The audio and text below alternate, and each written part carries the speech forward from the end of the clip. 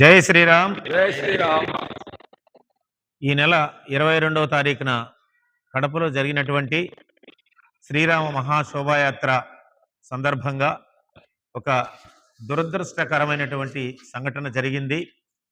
ఈ సంఘటనకు వారి కుటుంబ సభ్యులతో పాటు అయోధ్య ఐక్యవేదిక సభ్యులందరూ కూడా మనస్తాపం చెందారు. తీవ్రమైనటువంటి ప్రగాఢ సానుభూతి కూడా తెలియజేయడం జరిగింది. వారి కుటుంబానికి తీరని నష్టం జరిగింది. నష్టాన్ని ఎవరు పూడ్చలేరు. అయినా కూడా మన ధర్మంగా వారికి వారి కుటుంబాన్ని ఆదుకోవడానికి కోసం అయోధ్య ఐక్యవేదిక సభ్యులందరూ కలిసి 10 లక్షల రూపాయలు వారికి ఆర్థిక సహకారం అందించారు.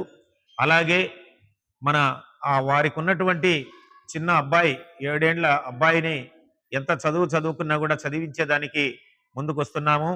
అలాగే ఎమ్మెల్యే గారు శ్రీమతి మాధవరెడ్డి గారు ఆ అబ్బాయికి వారి కుటుంబానికి ఆర్థిక సహకారంతో పాటు వారి సతీమణికి ఉద్యోగాన్ని కూడా ఇస్తున్నారు.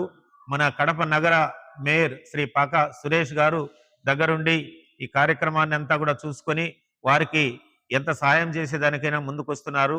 ఇంకా కూడా అనేక మంది సభ్యులు వారి కుటుంబాన్ని ఆదుకునేదానికి ముందుకు వస్తున్నారు. భవిష్యత్తులో వారికి కావాల్సిన ఏదైనా అవసరానికి కూడా అందరూ ముందుకున్నారు. కాబట్టి ఈ జరిగిన దురదృష్టకరమైనటువంటి సంఘటనను అందరూ కూడా ఒక మంచి మనసుతో